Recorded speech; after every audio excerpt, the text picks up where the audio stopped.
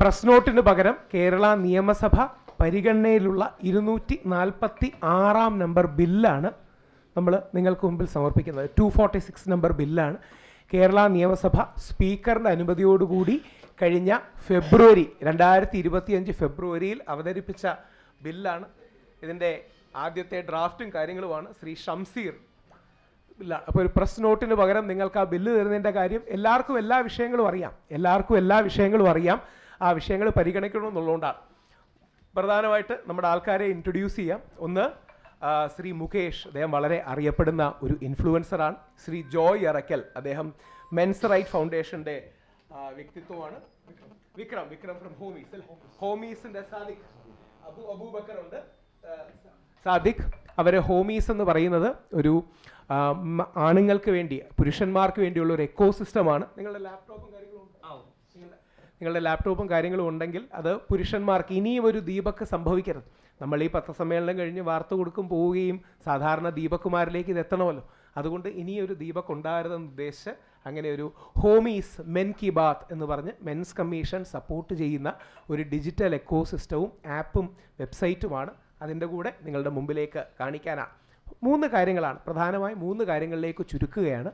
ആദ്യം തന്നെ പത്രസമ്മേളനം തന്ന പ്രസ് ക്ലബിന് നന്ദി. കാര്യം അവർക്ക് ഓൾറെഡി ഒരു പ്രോഗ്രാം ഉണ്ടായിരുന്നു. ഞാൻ വളരെ റിക്വസ്റ്റ് ചെയ്തിട്ടാണ് അവർ 11:30 തന്നെ തന്നത്. അതിന് പ്രസ് ക്ലബിന് നന്ദി പറഞ്ഞുകൊണ്ട് ആദ്യത്തെ കാര്യം 3,17,070 രൂപ അല്ലെങ്കിൽ 3,17,000 രൂപ നമ്മുടെ ദീപകിൻ്റെ കുടുംബത്തിന് കൊടുക്കാൻ കഴിയും. ഞങ്ങൾ 1 ലക്ഷം എന്ന് പറഞ്ഞാണ് തുടങ്ങിയത്.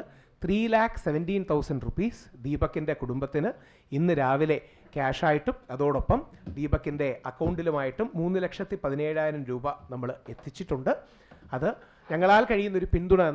നമ്മുടെ മക്കളോ അല്ലെങ്കിൽ നമ്മുടെ ജീവിതം നഷ്ടപ്പെട്ടാൽ ഒന്നിനും പരിഹാരമാകില്ല. പക്ഷേ നമ്മളാൽ കഴിയുന്ന സാമ്പത്തിക, നമ്മളാൽ കഴിയുന്ന ധാർമ്മിക പിന്തുണ എന്ന രീതിയിൽ 3,17,000 റുപ്പീസ് എത്തിച്ചിട്ടുണ്ട്. ഇതാണ് ആദ്യത്തെ കാര്യം.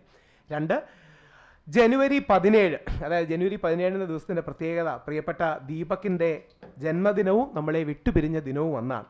ആ ദിവസം നമ്മൾ ഇനിയും കേരളത്തിൽ ദേശീയ തലത്തിൽ ഞങ്ങൾ സംസാരിക്കുന്നുണ്ട്. കേരളത്തിൽ പുരുഷാവകാശ ദിനം എന്ന പേരിൽ, അതായത് ജനുവരി 17 പുരുഷാവകാശ ദിനമെന്ന പേരിൽ ദീപകിൻ്റെ ജന്മദിനവും ദീപക് നമ്മളെ വിട്ടുപിരിഞ്ഞ ദിനവും എല്ലാ വർഷവും അങ്ങനെ ആചരിക്കാനും, കാര്യം ഓർമ്മിക്കാൻ വേറെ എന്താ ഉള്ളത്?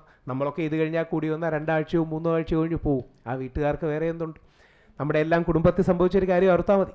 ഇത് പലപ്പോഴും പത്രക്കാരോട് പറയുമ്പോഴും മറ്റും അവർക്കതിൻ്റെ വേദന അല്ലെങ്കിൽ പലപ്പോഴും മനസ്സിലാകാത്തതോ പല ആൾക്കാരും അതിനെ അംഗീകരിക്കാത്തതോ, ആരാൻ്റെ അമ്മയ്ക്ക് ഭ്രാന്ത് പിടിച്ചാൽ കാണാൻ രസമാണ്. പക്ഷേ സ്വന്തം അമ്മയ്ക്കാവുമ്പോഴേ അതിൻ്റെ വേദന മനസ്സിലാവും.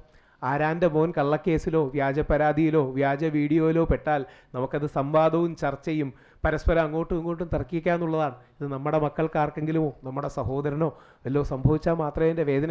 നേരത്തെ കുട്ടികൾ ജയന്ത്രൻ അടക്കമുള്ള ആൾക്കാരെ നിങ്ങൾ കാണുകയുണ്ടായി, ശ്രീ അഖിൽ അടക്കമുള്ള ആൾക്കാരെ കാണുകയുണ്ടായി. ജീവിതത്തിൽ അവരനുഭവിച്ച വേദന. അല്ലെങ്കിൽ സുനീർ ഇതേപോലെ തിരുവനന്തപുരത്ത് ആത്മഹത്യ ചെയ്തതാണ്. അതായത് ഓൾറെഡി 29 വയസ്സ് മാത്രമേ ഉള്ളൂ, വ്യാജ പരാതിയിൽ ആത്മഹത്യ ചെയ്തതാണ്. നമ്മുടെ ആരെങ്കിലും ആവുമ്പോഴാണ് നമുക്ക് ആ പൊള്ളൽ അറിയുക. അപ്പം നമുക്ക് പക്ഷേ ഒന്നും ചെയ്യാൻ കഴിയില്ല. അവരെ ഓർമ്മിപ്പിക്കാൻ അദ്ദേഹത്തിൻ്റെ ഓർമ്മ ദിനമായി ജനുവരി 17 പുരുഷാവകാശ ദിനമായി ആചരിക്കാൻ നമ്മൾ ആഗ്രഹിക്കുന്നുണ്ട്. 3, ഈ ഹോമീസ് ആപ്പ് പോലുള്ള കാര്യങ്ങൾ മെൻസ് കമ്മീഷൻ വളരെ കാര്യമായി പ്രൊമോട്ട് ചെയ്യുകയും ഏതെങ്കിലും രീതിയിൽ പുരുഷന്മാർക്കൊരു എക്കോസിസ്റ്റം ഉണ്ടാകണമെന്ന് ആഗ്രഹിക്കുകയും ചെയ്യുന്നുണ്ട്. ആ ഹോമീസ് ആപ്പിൻ്റെ ഒരു മോഡൽ നമുക്കൊന്ന് കാണിക്കാം. സോ ഒരു വർഷം ഇന്ത്യയിൽ ഏകദേശം 2 ലക്ഷം ആണുങ്ങളാണ് സൂയിസൈഡ് ചെയ്യുന്നത്. ഓക്കെ, അതിൽ ഈ 2 ലക്ഷം ആളുകളിൽ ഏറ്റവും കൂടുതൽ മെയിൽ സൂയിസൈഡ് ഉള്ളത് കേരളത്തിലാണ്. So that's A very shocking news actually. So 2024 വരെയുള്ള കണക്കാണ്. സോ 2026 കണക്ക് വന്നിട്ടില്ല, ഇതുവരെ 25 കണക്ക് ഇതുവരെയായിട്ടും വന്നിട്ടില്ല. So it will be very huge, something around 4 lakhs. And men suicide compared to woman 79% ആണ് കൂടുതൽ, വുമൺസ് അറൗണ്ട് 21% ആണ്. സോ അതിനാണ് ഞാൻ ഈ പ്ലാറ്റ്ഫോം ഉണ്ടാക്കിയത്. It's called homies men Ki Baat എന്നാണ് ഈ പ്ലാറ്റ്ഫോമിൻ്റെ പേര്. 79% പുരുഷന്മാരാണ് ആത്മഹത്യ. നമ്മളിപ്പോൾ 79% ആണ് ടോട്ടാലിറ്റിയിൽ ഉണ്ടാകുന്നത്. അതോടൊപ്പം ഇപ്പോൾ നമ്മൾ തുടങ്ങിയിട്ട് ഏകദേശം 12 മിനിറ്റായി. ഈ സമയത്തിനുള്ളിൽ ഇന്ത്യയിൽ ഏകദേശം 3 പുരുഷന്മാർ ആത്മഹത്യ ചെയ്ത് കാണും, 1 സ്ത്രീയും ആത്മഹത്യ ചെയ്ത് കാണും. അതാണ് നാഷണൽ ക്രൈം റെക്കോർഡ്സ് ബ്യൂറോ നൽകുന്ന കണക്ക്.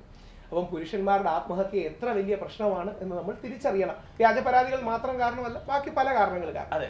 അപ്പം പുരുഷന്റെ മെന്റൽ വെൽബീയിങ്, പുരുഷന്റെ മാനസികമായ പ്രശ്നങ്ങൾ, ഇത്തരം കാര്യങ്ങൾക്ക് കണക്ട് ചെയ്യാനും അവർക്കൊരു കമ്മ്യൂണിറ്റിയായി നിൽക്കാനും ഈ ഹോമീസ് മെൻ കി ബാത്ത് അത് പ്രവർത്തിക്കും. നമ്മളിത് മിഷൻ മെൻസ് കമ്മീഷൻ ഇതിൻ്റെ ഫുൾ കാര്യങ്ങൾ പരിശോധിച്ചു. വളരെ നല്ല ഡിജിറ്റൽ എക്കോസിസ്റ്റമാണ്. അതുകൊണ്ടാണ് നമ്മളിതിനെ എൻഡോസ് ചെയ്യുന്നത്. ഭാവിയിൽ അതൊരു സസ്റ്റൈനബിൾ മോഡലിലേക്ക് തന്നെ പോയി ഏതൊരു പുരുഷനും എത്താൻ കഴിയുന്ന രീതിയിലേക്ക് കൊണ്ടുവരാമെന്നാണ് കരുതുന്നത്. നിങ്ങൾ കൂടി അതായത് ഈ ഇത്രയും ആണുങ്ങളുടെ സൂയിസൈഡിൻ്റെ കാരണം എന്താണെന്ന് പറഞ്ഞു കഴിഞ്ഞാൽ മാനപ്പ് എന്ന് പറയുന്ന ഒരു പ്രോബ്ലമാണ്. അതായത് ഞാൻ ആണാണ്, ഞാൻ എല്ലാ പ്രോബ്ലം ഫേസ് ചെയ്യും എന്നൊരു ഇതുകൊണ്ടാണ് അവർ ആരുടെടുത്തും ഹെൽപ്പ് ചോദിക്കത്തില്ല ആണുങ്ങൾ. So they feel judgement. Okay, so ഈ പ്ലാറ്റ്ഫോം എന്ന് പറഞ്ഞാൽ it's a anonymous platform. So നിങ്ങൾക്ക് നിങ്ങളുടെ ഡീറ്റെയിൽസോ കാര്യങ്ങളോ ഒന്നും കൊടുക്കണ്ട. നിങ്ങൾ ഗൂഗിളിൽ ലോഗിൻ ചെയ്തിട്ട് ഈ പ്ലാറ്റ്ഫോമിൽ വരുമ്പം there will be 2 step of verification. ഒന്ന് ഫേസ് വെരിഫിക്കേഷൻ.